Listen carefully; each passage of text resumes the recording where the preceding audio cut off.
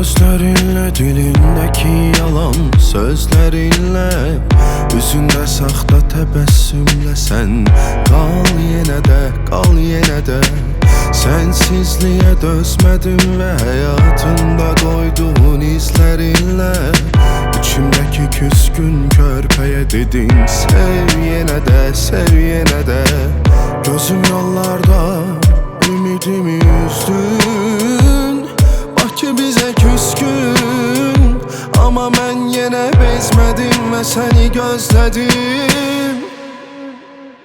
Aydınlansın geceler, bu şehirde senden bir haber. Dilinde sakta seviremler, yanındakini aldatma. Koy aydınlansın geceler, bu şehirde senden bir haber. Dilinde sakta seviremler, yanındakini aldatma.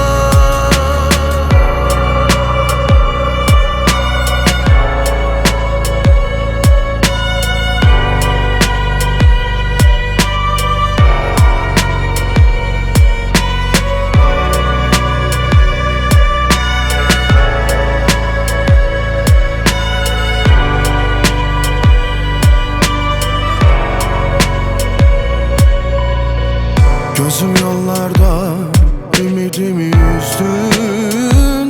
Bak ki bize küskün, ama ben yine bezmedim ve seni gözledim. Aydınlansın geceler, bu şehirde senden bir haber.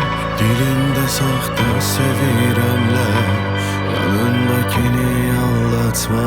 Koy aydınlansın geceler, bu şehirde senden bir haber. Dilinde saxta seviremler, yanındakini aldatma.